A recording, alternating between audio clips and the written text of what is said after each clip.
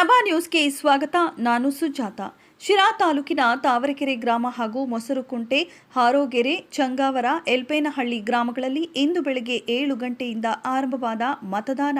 ಸರತಿ ಸಾಲಿನಲ್ಲಿ ನಿಂತು ಮತ ಚಲಾಯಿಸಿದ ಗ್ರಾಮದ ಮತಗಟ್ಟೆಯ ಬೂತ್ಗಳಿಗೆ ಭೇಟಿ ನೀಡಿದ ರಾಜ್ಯ ಉಪಾಧ್ಯಕ್ಷರು, ಕೆಪಿಸಿಸಿ ಹಿಂದುಳಿದ ವಿಭಾಗದ ಮಹೇಶ್ ಹಾರೋಗೆರೆ, ರಂಗನಾಥ್ ಗೌಡ್ರು, ನಾಗರಾಜ ನಾಯ್ಕ, ಶಾಂತಮ್ಮ, ಗುರುರಾಮಕೃಷ್ಣ, ಎಸ್ಡಿ ಗೌಡ್ರು, ಕೃಷ್ಣಪ್ಪ, ಪರಶುರಾಮಯ್ಯ, ಭೂತಯ್ಯ, ರಂಗನಾಥ್, ಅವಿನಾಶ್ ನಾಯ್ಕ, ತಿಮ್ಮರಾಜ್ ಗೌಡ, ಶಶಿಕುಮಾರ್, ನಾಗರಾಜು, ಶಿವಭೂತರಾಜ್ ಸೇರಿದಂತೆ ಇನ್ನೂ ಅನೇಕ ಮುಖಂಡರು ಉಪಸ್ಥಿತರಿದ್ದರು.